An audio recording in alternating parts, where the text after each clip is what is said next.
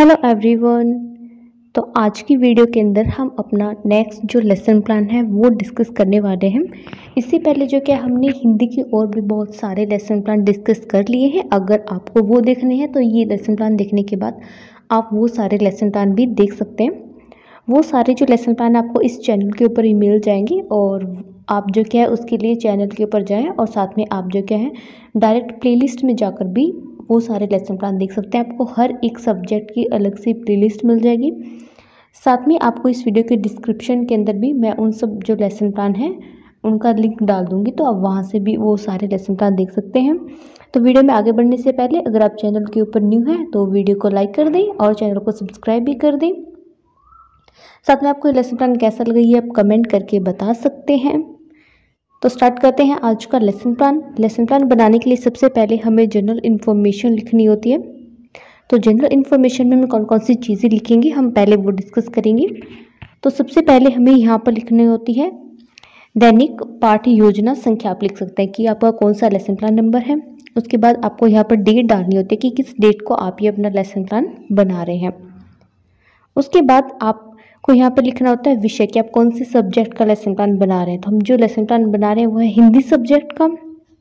उसके बाद हम क्लास लिखेंगे कि कौन सी क्लास के लिए आप ये लेसन प्लान बना रहे हैं। तो हमारा जो लेसन प्लान है वो हम 6, 7, 8, 9, 10th क्लास तक के लिए बना रहे हैं, क्योंकि ये जो हमारा टॉपिक है ये आपको इन सब क्लासेस के अंदर ही मिल जाएगा। तो आप इन सब के लिए ये लेसन प्लान बना सकते हैं। उसके बाद आप यहाँ पे कालांश लिख सकते हैं, मतलब उस स्कूल में ये आपका कौन सा लेक्चर था, फर्स्ट, सेकंड, थर्ड जो भी आपका ये लेक्चर था वो आप यहाँ पे लिख देंगे। फिर हमें यहाँ पे लिखनी होती है शिक्षण इकाई। यहाँ पर आप लिख सकते हैं जो हमारी हिंदी व्याकरण है। फिर हमें यहाँ पे उप इकाई या फिर पाठ शीर्षक जो हमारा टॉपिक है वो हमें लिखना होता है। तो हमारा जो टॉपिक है वो है उपसर्ग। तो ये सारी जनरल इन्फॉर्मेशन होती है जो आपको अपने हर एक लेसन प्लान के अंदर लिखनी होगी। उसी के बाद आप अपना आगे जो है लेसन प्लान बनाना स्टार्ट करेंगे।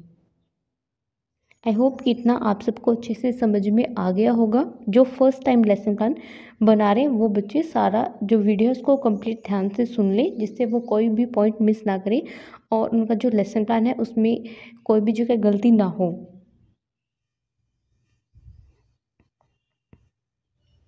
अब नेक्स्ट आगे हमें लिखने होते हैं उद्देश्य। तो हमारे जो उद्देश्य होते हैं वो दो तरह के होते हैं। पहले होते हैं सामान्य उद्देश्य और दूसरे होते हैं हमारे पास विशिष्ट उद्देश्य। तो पहले हम सामान्य उद्देश्य लिखेंगे। सामान्य उद्देश्य क्या होते हैं हमें ये पता होना चाहिए, क्योंकि जब हमारी प्रैक्टिकल होगी तो जो टीचर है वो हमसे क्वेश्चन पूछ सकता है कि सामान्य उद्देश्य क्या होते हैं, विशिष्ट उद्देश्य क्या होते हैं। जो कि आप यहाँ पे सामान्य उद्देश्य विशिष्ट उद्देश्य लिख रहे हैं, हो सकता है कि आप इस वीडियो में देख के ये लिख दें लेकिन आपको पता ही नहीं है कि ये होते क्या है। तो ये आपको पता भी होना चाहिए कि सामान्य उद्देश्य होते हैं वो हमारे सब्जेक्ट से रिलेटेड होते हैं, कि उस सब्जेक्ट को करवाने का एक टीचर का क्या एम है, वो उस सब्जेक्ट को पढ़ाकर स्टूडेंट को क्या चीज़ सिखाना चाह रहा है, वो हमारे सामान्य उद्देश्य हो जाएंगे। तो पहले डिस्कस कर लेते हैं सामान्य उद्देश्य। तो जैसे कि हमारा सब्जेक्ट है हिंदी, तो हिंदी पढ़ाने का मेरा क्या एम होगा जब मैं स्टूडेंट को हिंदी पढ़ा रही हूँ। तो फर्स्ट होगा विद्यार्थी में हिंदी भाषा के प्रति रुचि उत्पन्न करना, ये मेरा उद्देश्य होगा। सेकंड होगा विद्यार्थी में हिंदी भाषा के शब्द भंडार में वृद्धि करना। थर्ड होगा विद्यार्थी में बोध शक्ति, कल्पना शक्ति व व्यापारिक ज्ञान में वृद्धि करना। और फोर्थ होगा विद्यार्थी में उचित गति, लय, ताल व आरोह अवरोह के साथ पढ़ने में निपुण बनाना। तो ये सब क्या हो जाएंगे हमारे सामान्य उद्देश्य हो जाएंगे। आपको 4 to 5 यहाँ पर आपके सामान्य उद्देश्य लिखने होते हैं। फिर नेक्स्ट आते हैं विशिष्ट उद्देश्य। जो विशिष्ट उद्देश्य होंगे वो हमारे टॉपिक से रिलेटेड होते हैं। तो सामान्य उद्देश्य विशिष्ट उद्देश्य में क्या डिफरेंस हो जाएगा। सामान्य उद्देश्य होंगे सब्जेक्ट से रिलेटेड और विशिष्ट उद्देश्य होंगे टॉपिक से रिलेटेड, कि जो भी टॉपिक आप बच्चों को आज क्लास के अंदर करवा रहे हैं वो टॉपिक करवाने के पीछे आपका क्या एम है, उस टॉपिक से आप स्टूडेंट को क्या चीज़ सिखाना चाह रहे हैं। तो हमारा आज का टॉपिक क्या है, हमारा टॉपिक है उपसर्ग। हम इसके ऊपर बच्चों को अपना जो लेसन है वो आज क्लास में करवा रहे हैं। तो मैं उपसर्ग पढ़ाने का जो मेरा क्या एम है, मैं उपसर्ग पढ़ाकर बच्चों को क्या चीज़ सिखाना चाह रही हूँ, इससे वो क्या चीज़ सीख पाएंगे, उनको किस चीज़ का ज्ञान मिलेगा। तो वो क्या लिख दूंगी मैं अपने यहाँ पर विशिष्ट उद्देश्य लिख दूंगी। तो यहाँ पर आप इस तरह से 2 कॉलम बना सकते हैं। फर्स्ट में उद्देश्य और सेकंड आता है अपेक्षित व्यवहारगत परिवर्तन, कि आपके उस उद्देश्य से बच्चों के जो बिहेवियर है उसके अंदर कौन कौन से चेंज आएंगे। तो फर्स्ट आते हैं ज्ञानात्मक, कि किस चीज़ का उनको ज्ञान मिलेगा, तो ये टॉपिक पढ़ने के बाद उनको उपसर्ग के बारे में ज्ञान मिलेगा। सेकंड है भाषा तत्वों का ज्ञान होगा, विषय वस्तु का ज्ञान होगा। फिर सेकंड उद्देश्य आता है अर्थ ग्रहण, कि किन चीज़ों के बारे में वो जान पाएंगे। तो फर्स्ट है सुनकर उसका अर्थ ग्रहण कर पाएंगे, सेकंड है पढ़कर। फिर हमारा थर्ड उद्देश्य आता है अभिव्यक्ति। अभिव्यक्ति के भी दो पार्ट होंगे यहाँ पे हमारे पास, मौखिक अभिव्यक्ति और लिखित अभिव्यक्ति। तो मौखिक अभिव्यक्ति से किस तरह से उनके व्यवहार में चेंज होगा वो हम उसके सामने लिख देंगे, लिखित अभिव्यक्ति से किस तरह से चेंज होगा वो उसके सामने लिख देंगे।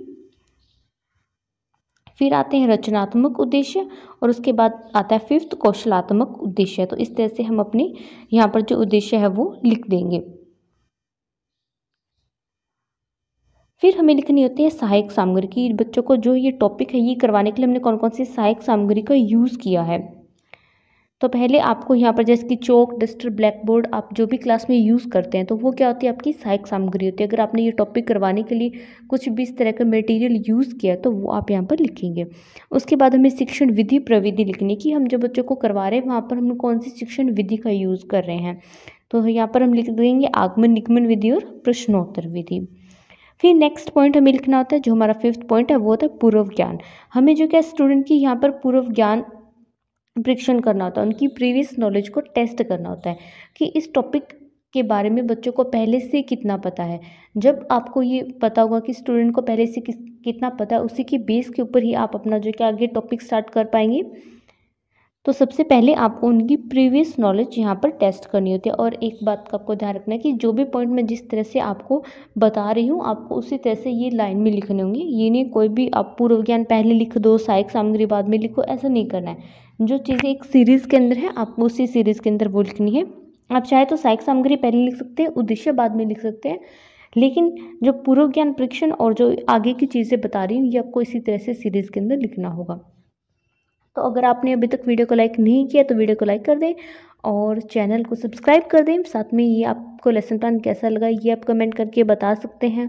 और आपको किसी भी टॉपिक या फिर किसी भी सब्जेक्ट का लेसन प्लान चाहिए तो वो भी आप कमेंट कर सकते हैं। साथ में आप इस लेसन प्लान को अदर स्टूडेंट के साथ शेयर कर सकते हैं अगर ये लेसन प्लान आपके लिए हेल्पफुल रहा है। तो नेक्स्ट आते हैं हमारे पास उनकी प्रीवियस नॉलेज टेस्ट करने के लिए यहाँ पर हम दो कॉलम बनाएंगे। तो पहले हेडिंग डाल देंगे प्रस्तावना। फर्स्ट कॉलम होगा छात्र अध्यापिका क्रिया। इस कॉलम के अंदर आप स्टूडेंट से जो भी क्वेश्चंस पूछेंगे उनकी प्रीवियस नॉलेज को टेस्ट करने के लिए वो सारे हम लिखेंगे। और सामने लिखेंगे हम विद्यार्थी क्रियाएं कि स्टूडेंट उन क्वेश्चंस का क्या आंसर दे रहे हैं। जैसे कि पहले टीचर क्वेश्चन यहाँ पे पूछता है कौन सा है, तो बच्चे आंसर करते हैं भारत। उसके बाद सेकंड क्वेश्चन है भारत की राजभाषा क्या होती है, तो बच्चे आंसर करते हैं यहाँ पर हिंदी। थर्ड क्वेश्चन है हिंदी साहित्य में कितनी विधाएं हैं, तो बच्चे आंसर करते हैं 3। तो इसी तरह से आपको जो कि अपने अलग अलग क्वेश्चन यहाँ पर स्टूडेंट से पूछने हैं। फिर आता है उद्देश्य कथन। उद्देश्य कथन का क्या मीनिंग होता है कि अब जो क्या हम अपने टॉपिक की अनाउंसमेंट कर देंगे। अब हम स्टूडेंट को बताएंगे कि आज जो क्या हम उपसर्ग के बारे में पढ़ने वाले हैं। फिर नेक्स्ट आता है प्रस्तुतिकरण। प्रस्तुतिकरण के अंदर हम यहाँ पर जो क्या है अपना टॉपिक बच्चों को एक्सप्लेन करना यहाँ पर स्टार्ट करेंगे।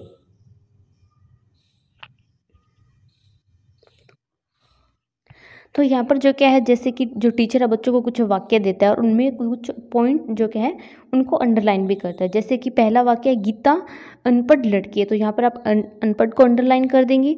उसके बाद नेक्स्ट हमारे पास वाक्य है नीता ने भरपेट खाना खाया, तो यहाँ पर जो क्या हम भरपेट को यहाँ पर अंडरलाइन कर देंगे, तो आपको दिख रहा होगा। फिर थर्ड है हम राजस्थान प्रदेश में रहते हैं, और यहाँ पर जो क्या हम प्रदेश वर्ड को यहाँ पर अंडरलाइन कर देंगे। तो इस तरह से आप जो कि कुछ सेंटेंस यहाँ पर लिख देंगे।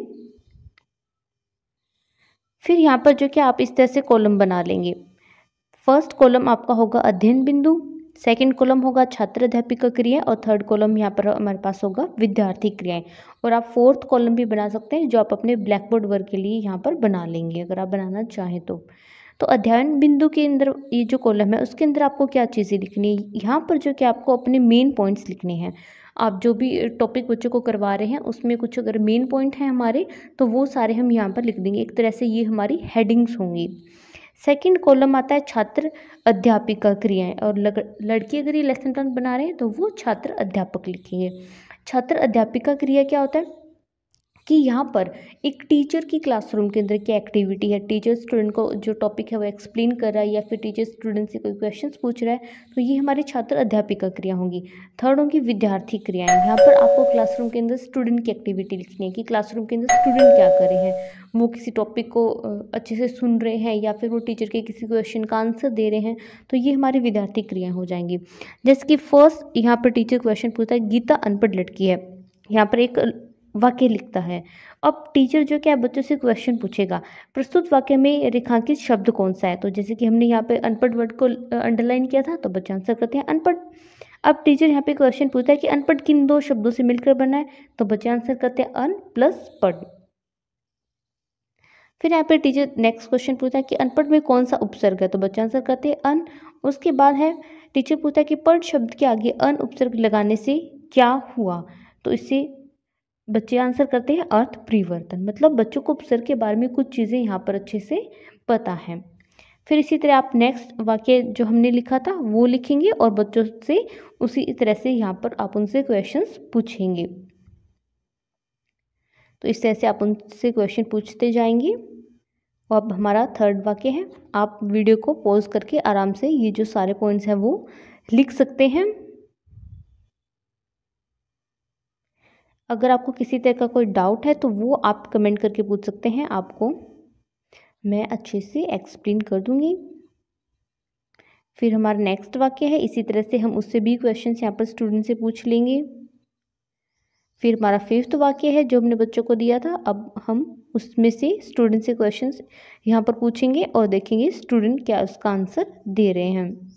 तो लेसन प्लान बनाना कुछ डिफ़िकल्ट नहीं है, काफ़ी इजी आप जो कि अपना लेसन प्लान बना सकते हैं। साथ में इस चैनल के ऊपर आपको और भी बहुत सारे लेसन प्लान मिल जाएंगे, चाहे आपको किसी भी सब्जेक्ट का बनाना हो, आपको एसएसटी का बनाना है, आपको हिंदी का बनाना है, आपको इंग्लिश का बनाना है, आपको मैथ्स का बनाना है, आपको हिंदी और इंग्लिश मीडियम दोनों में लेसन प्लान मिल जाएंगे।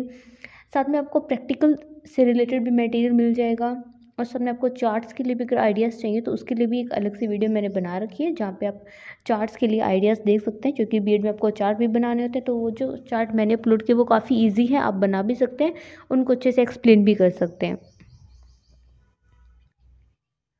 अब आता है नियमीकरण। अब जो यहाँ पे क्या है, टीचर बच्चों को उपसर्ग की परिभाषा बताता है कि उपसर्ग क्या होते हैं, उन्हें अच्छे से एक्सप्लेन करता है। और साथ में जो कि आपको यहाँ पर उनकी एग्जाम्पल भी देने हैं, तो इस तरह से यहाँ पर आप बच्चों को एग्जाम्पल दे देंगे उपसर्ग के।